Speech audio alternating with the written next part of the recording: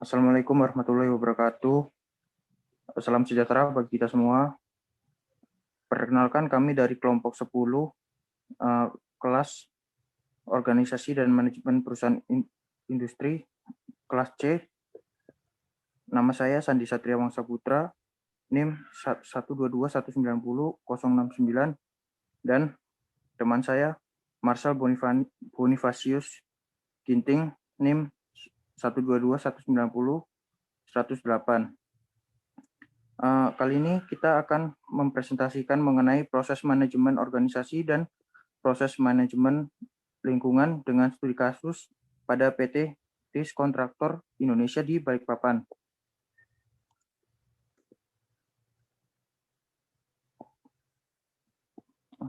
Pada presentasi kali ini ada 4 topik utama yang akan dibahas. Yang pertama membahas tentang pendahuluan mengenai sejarah dan gambaran umum perusahaan. Kemudian ada tinjauan pustaka yang membahas mengenai definisi manajemen dan sebagainya. Kemudian yang ketiga ada organisasi dan manajemen perusahaan. Ini akan membahas bagaimana manajemen organisasi dan manajemen lingkungan di perusahaan TIS Kontraktor Indonesia. Dan yang terakhir berupa kesimpulan dan saran. Yang pertama kita akan memasuki pendahuluan. Pada pendahuluan kita akan membahas mengenai sejarah dan profil perusahaan. Sejarah perusahaan PT TIS Kontraktor Indonesia ini berawal dari induk perusahaannya. Induk perusahaannya berupa perusahaan TIS Bros. Pada tahun 1927, perusahaan ini didirikan oleh Charles TIS atau yang lebih kenal dengan Flash TIS di Australia, mendirikan sebuah perusahaan kontraktor yang masih berfokus pada perbaikan jalan dan pembangunan infrastruktur. Kemudian pada 1941 itu sudah mendapatkan kontrak yang lebih besar, apalagi dengan adanya Perang Dunia Kedua, dengan mendapatkan kontrak jalan dan camp militer. Kemudian pada tahun 1944 TIS Bros mulai menjadi perusahaan berbentuk perusahaan perseroan dan memasuki industri pertambangan. Lalu singkat cerita pada sekitar tahun 1980-an perusahaan itu membawa teknik pertambangannya ke Indonesia, tepatnya di Kalimantan.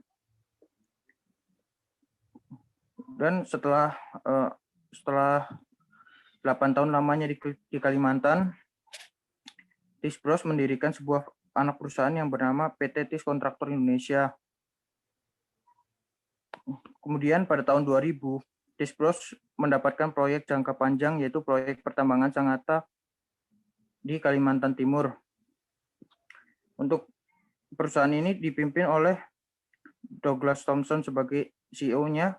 Dia nama perusahaannya PT TIS Kontraktor Indonesia, yang merupakan anak perusahaan dari TIS Bros yang berganti nama jadi TIS PT pada tahun 2000. Pemilik dari perusahaan ini yaitu CIMIC Group yang berdiri pada tahun 1988. Jenis perusahaannya kontraktor dengan fokus di bidang pertambangan dan infrastruktur. Perusahaan ini berkantor pusat di Jakarta, tetapi beroperasi di Pulau Kalimantan, terutama Balikpapan dan Sangatta Kutai Timur. Visi dari perusahaan ini yaitu menjadi penyedia layanan pertambangan terdepan di dunia.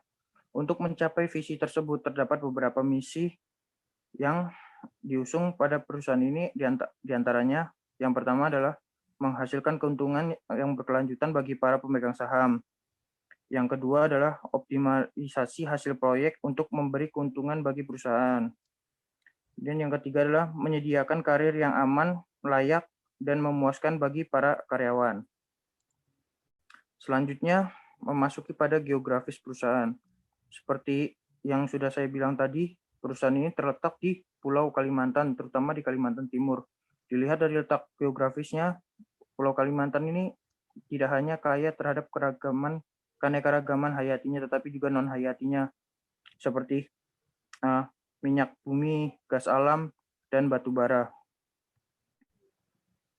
Untuk tinjauan pustaka akan lanjut oleh saya, Marshal Bonifacius Ginting. Untuk tinjauan pustaka yang kami ambil adalah yang pertama, pengertian manajemen. Manajemen berasal dari kata manage yang artinya mengatur, merencanakan, mengelola, mengusahakan, dan memimpin. Manajemen secara keseluruhan artinya adalah sebuah seni mengarahkan orang lain untuk mencapai tujuan utama sebuah organisasi atau bisnis melalui proses perencanaan, perorganisasian, pengelolaan, dan pengawasan sumber daya dengan cara yang efektif dan efisien.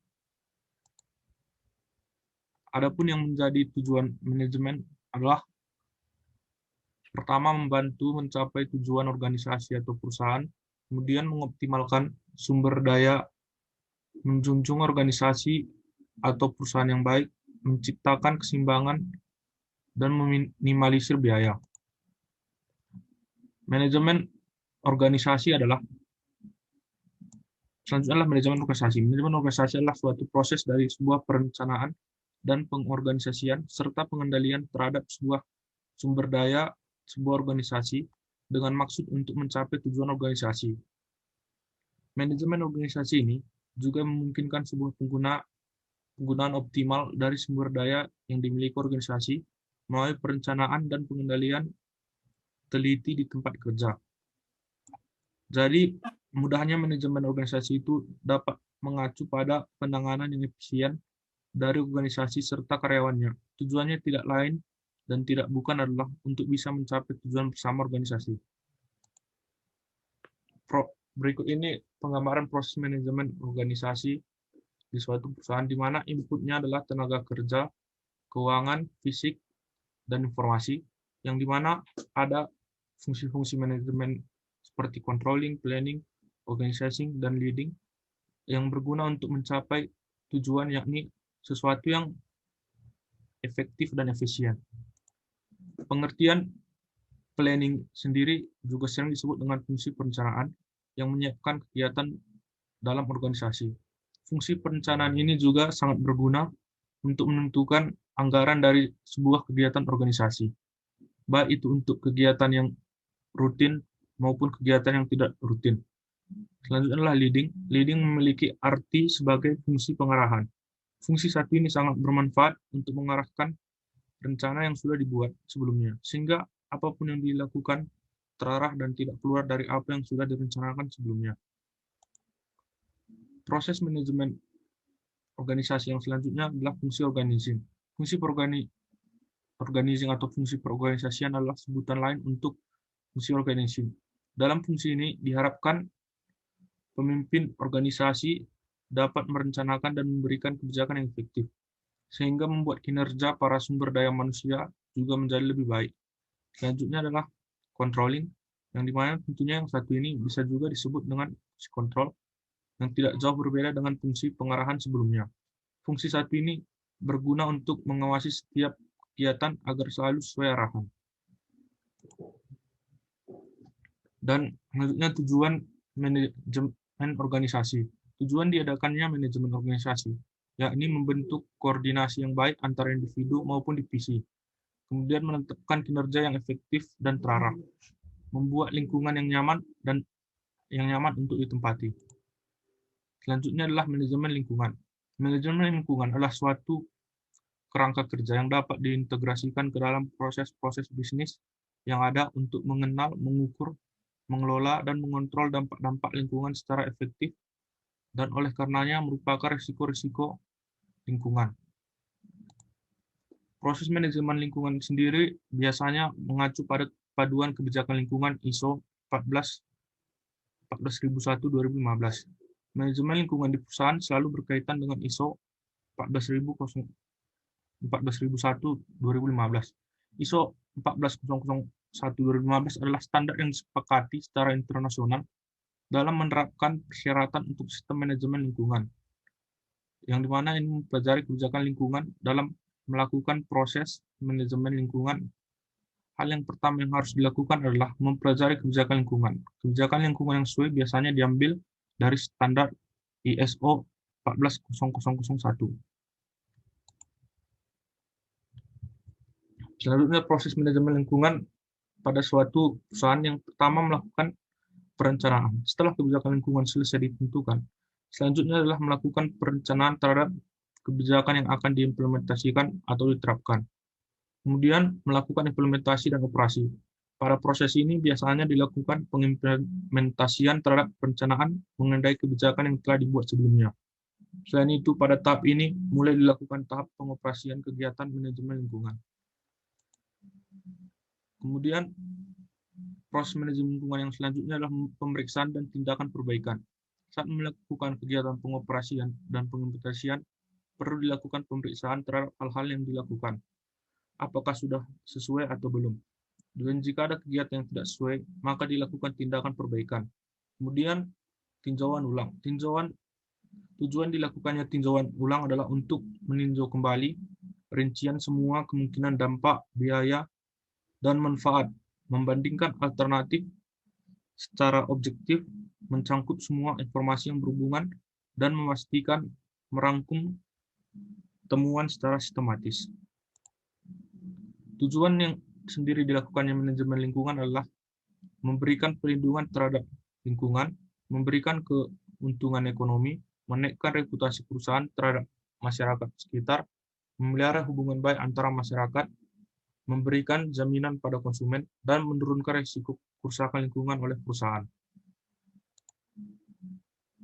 Selanjutnya akan dilanjutkan oleh Satrio. Oke, selanjutnya kita akan memasuki bagian yang ketiga mengenai organisasi dan manajemen perusahaan pada PT TIS Kontraktor Indonesia. Di sini terdapat struktur organisasi perusahaan yang terdiri dari Dewan Direksi, Direktur Utama, Direktur Keuangan, Direktur Teknologi, dan direktur-direktur lainnya, hingga manajer serta departemen-departemen yang berisikan karyawan. Yang menarik di sini adalah pada Direktur Teknologi. Dia membawa manajer teknis dan servis, tetapi tidak ada departemennya. Tetapi secara tidak langsung Direktur Teknologi berhubungan dengan departemen-departemen lain mengenai hal khusus teknologi, dan dia dapat juga membentuk tim khusus atau tim IT perusahaan. Kemudian selanjutnya mengenai tugas jabatan. Yang pertama ada Dewan Direksi. Dewan Direksi ini merupakan pengawas jalannya perusahaan yang ditunjuk oleh para pemegang saham pada RUPS untuk sebagai pengawas jalannya perusahaan dan sistem manajemen perusahaan. Kemudian ada Direktur Utama atau CEO. Fungsi Direktur Utama sendiri yaitu mengkoordinasikan semua kegiatan di bidang ketenagakerjaan, administrasi keuangan, kesekretariatan perusahaan, mengawasi pengadaan peralatan dan perlengkapan, serta membuat perencanaan dan pengembangan dari sumber pendapatan, membuat rencana belanja modal, dan memimpin serta bertanggung jawab untuk seluruh dewan dan komite eksekutif.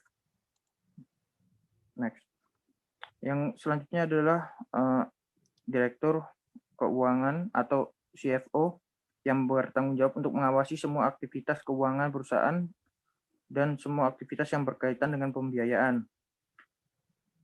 Selanjutnya ada Direktur Teknologi yang bertugas untuk mengawasi semua aktivitas penggunaan mesin dan alat perusahaan serta bertanggung jawab atas semua aktivitas yang berkaitan dengan pembaruan teknologi, perbaikan, dan pengembangan teknologi. Di sini juga dapat CTO juga dapat membentuk tim khusus yang berisi tenaga ahli.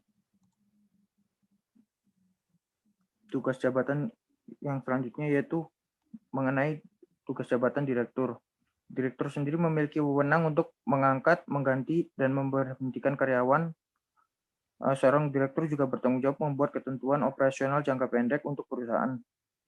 Kemudian pada selanjutnya yaitu Direktur Personalia. Direktur Personalia sendiri merupakan orang yang bertanggung jawab untuk mengembangkan sistem perencanaan personalia dan mengawasi kebijakan untuk karyawan. Selain itu, Direktur Personalia ini juga memperhatikan kebutuhan administrasi karyawan dan melakukan pelatihan untuk pengembangan staf administrasi. Selanjutnya ada manajer. Manajer merupakan orang yang menyesuaikan, mengintegrasikan berbagai variabel dan karakteristik karyawannya untuk mencapai tujuan organisasi. Tugasnya cukup banyak, seperti memberikan arahan dalam pengambilan keputusan, melakukan pengawasan, merancang organisasi dan desain kerja, memilih, mengevaluasi dan melatih, serta mengembangkan karyawan, mengelola dan mengendalikan sistem komunikasi, dan membuat strategi penghargaan untuk karyawan. Selanjutnya, terdapat manajemen organisasi pada PT TIS Kontraktor Indonesia. Jenis organisasi pada PT TIS Kontraktor Indonesia itu PT TIS Kontraktor Indonesia merupakan jenis perusahaan perseroan terbatas atau PT. PT sendiri merupakan badan hukum untuk menjalankan usaha yang modalnya berasal dari investor yang menanamkan sahamnya di perusahaan. Kekayaan perusahaan berbeda dengan kekayaan pribadi perusahaan. Pemegang saham memiliki tanggung jawab terbatas, lalu kewajiban mereka juga sesuai dengan persentase kepemilikan saham. Dan pada PT TIS Kontraktor Indonesia menerapkan konsep manajemen organisasi seperti ini. Yang pertama ada first line management yang berisi karyawan dan departemen-departemen. Kemudian ada middle management yang berisi para manajer, dan top management yang berisi para eksekutif seperti direktur dan CEO.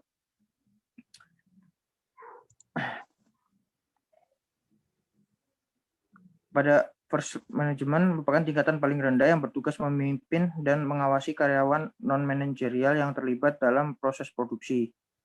Mereka sering disebut juga sebagai supervisor, manager shift, manager area, dan sebagainya. Next. Pada manajemen tingkat menengah, mencakup semua manajemen yang berada di antara manajemen lini pertama dan manajemen puncak atau top manajemen. Middle management ini bertugas sebagai penghubung antara keduanya.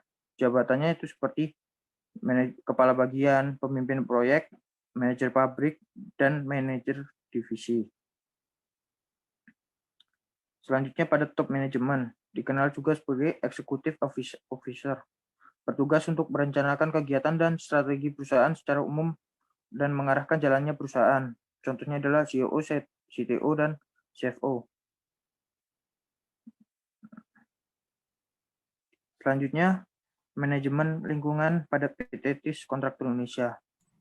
Perusahaan ini sudah menerapkan manajemen lingkungan yang mengacu pada sistem pada kebijakan ISO 140-14001